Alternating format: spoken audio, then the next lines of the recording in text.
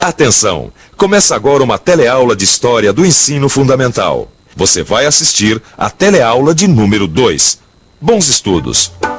A primeira unidade do curso de História do Ensino Fundamental se chama O Brasil na Construção de um Novo Mundo. Esta unidade estudará a história dos povos indígenas da América, do seu encontro com os europeus no século XV e das relações que a partir daí se estabeleceram. Vamos conhecer a importância dos povos da África e do Oriente na formação de Portugal e a história desses europeus antes de chegarem à América Portuguesa, o futuro Brasil. Entenderemos também o que trouxe os portugueses aqui e aprenderemos sobre a formação do Brasil quando ainda era América Portuguesa.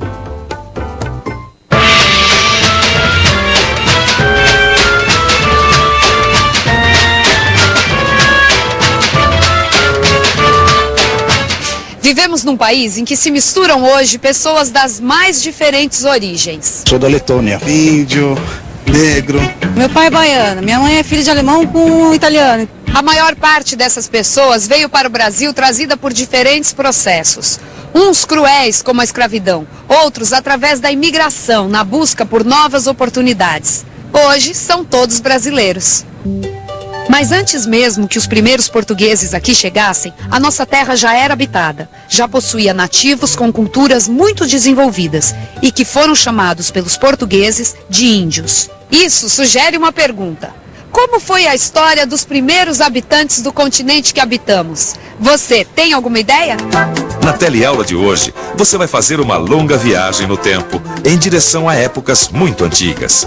Vai ver quais são as teorias que explicam a maneira como o nosso continente foi povoado e de onde vieram os seus primeiros moradores. E por fim, vai procurar entender por que sabemos tão pouco sobre nossos ancestrais.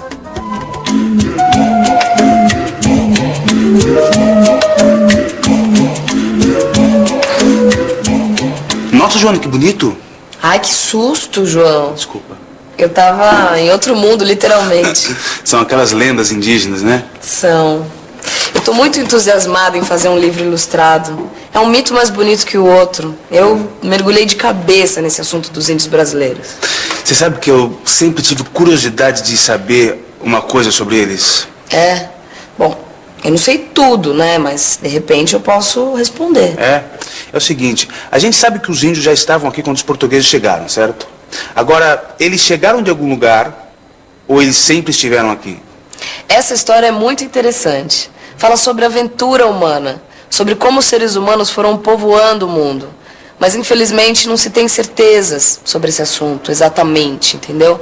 O que existe são hipóteses, ou seja, possibilidades de uma resposta a essa pergunta. Existem pelo menos duas hipóteses de povoamento. Uma seria a da migração de vaga populacional que se deslocou até o nosso continente. Uma dessas vagas teria chegado aqui através do Estreito de Bering entre 50.000 e 13.000 anos antes de Cristo. Naquela época, a região da Sibéria, que hoje pertence à Rússia, e do Alasca, região que pertence atualmente aos Estados Unidos, estavam ligadas por uma faixa de terra com aproximadamente 80 quilômetros de extensão. Nossos ancestrais talvez tenham passado por essa faixa. E há a possibilidade de um povoamento ter vindo através do mar, na região que hoje conhecemos como Polinésia, através do Oceano Pacífico. Esta migração teria se estabelecido na América do Sul em tempos bem remotos. Claro que estamos falando de possibilidades, pois essas migrações ocorreram em tempos muito recuados.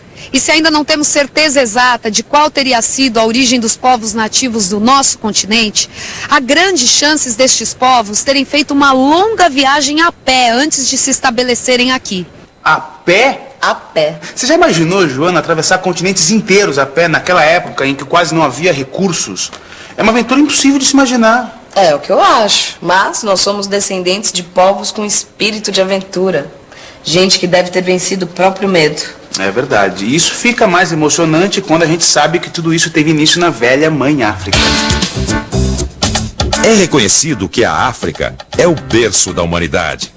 Ali se encontram os primeiros registros de grupos humanos no nosso planeta, vivendo em conjunto, buscando formas de sobrevivência e criando artefatos. Na região do Chad, foram achados em 2002 vestígios dos primeiros antepassados humanos, que ali viveram por volta de 7 milhões de anos atrás. É provável que ondas migratórias de alguns grupos humanos tiveram início na África e, com o tempo, foram ocupando diversas regiões do mundo.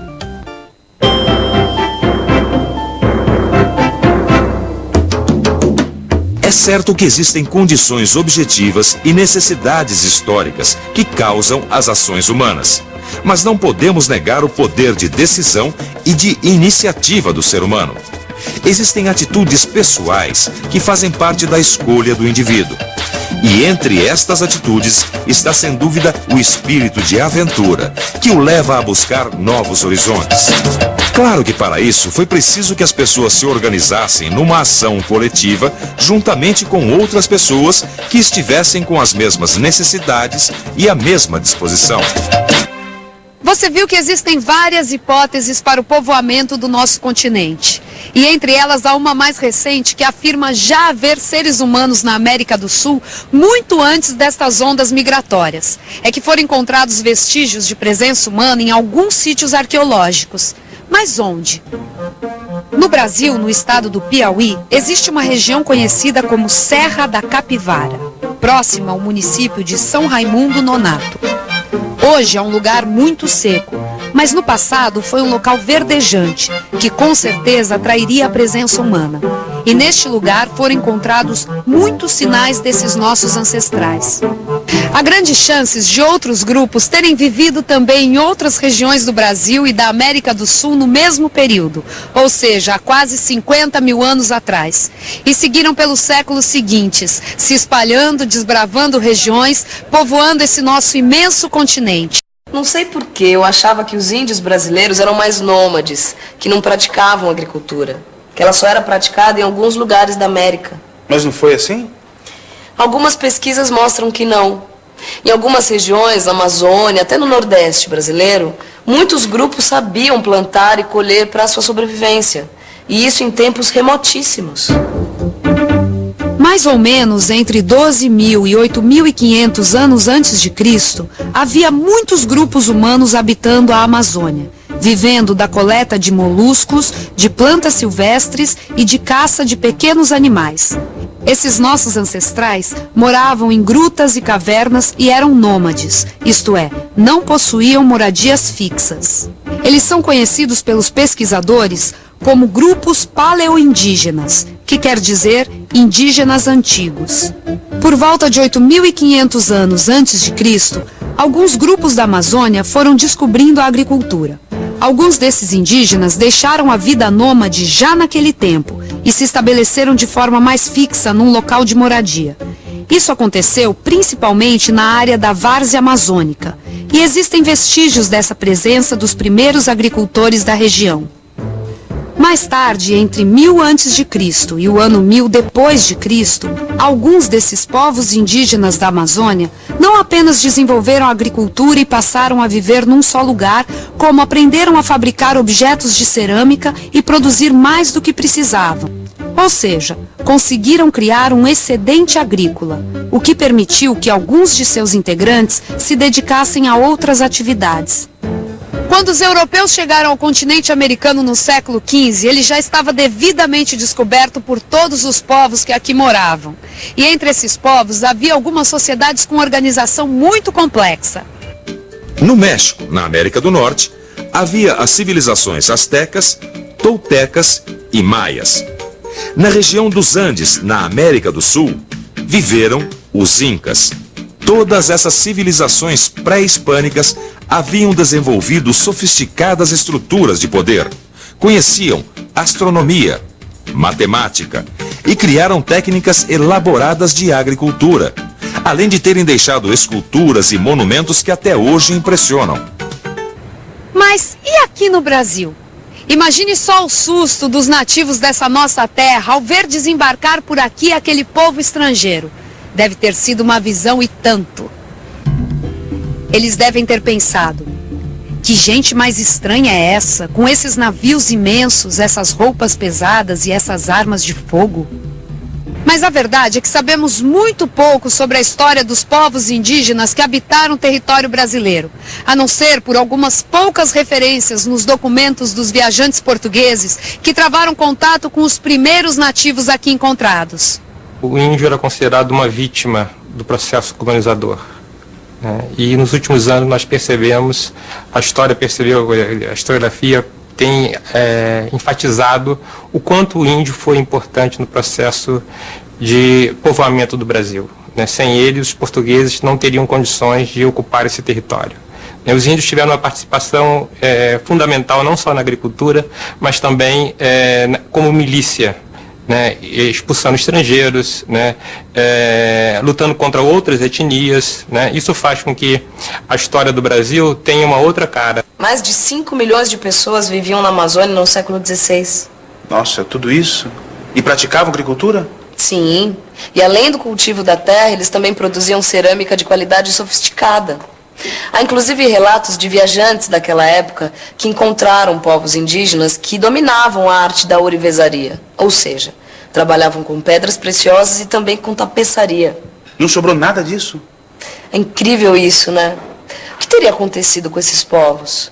Por que a população da Amazônia reduziu tanto?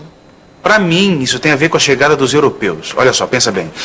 Eles trouxeram armamentos sofisticados, também devem ter disseminado epidemias para as quais os indígenas não possuíam defesa, também não sabiam como curar, quer dizer, a própria escravidão indígena deve ter dizimado muitos nativos.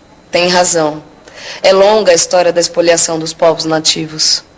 Imagine uma sociedade que tem uma vida comunitária e vê, de repente, aquela caravela chegando e já ditando visões de mundo, regras, modos de relacionamento. Foi terrível e surpreendente. O importante é saber que a força de uma cultura resiste ao tempo e mesmo às violências de que foi vítima. Essas lendas aqui são uma prova viva da beleza da cultura indígena. Legal. Então me mostra, vai, deixa eu ver os seus desenhos. Eu estou ilustrando um mito tupi-guarani que fala sobre o surgimento dos primeiros seres humanos. O Criador, cujo coração é o sol, tataravô desse sol que vemos, soprou o seu cachimbo sagrado e da fumaça desse cachimbo se fez a Mãe Terra. Chamou 7 anciães e disse: gostaria que criassem ali uma humanidade. Os anciães navegaram em uma canoa que era como uma cobra de fogo pelo céu, e a cobra-canoa levou-os até a terra. Logo, eles ali depositaram os desenhos sementes de tudo que viria a existir. Então, eles criaram o primeiro ser humano e disseram: você é o guardião da roça. Estava criado o homem. O primeiro homem desceu do céu através do arco-íris em que os anciães se transformaram.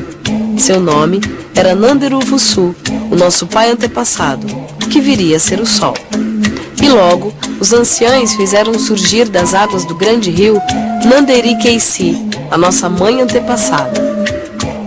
Depois que eles geraram a humanidade, um se transformou no sol e a outra na lua.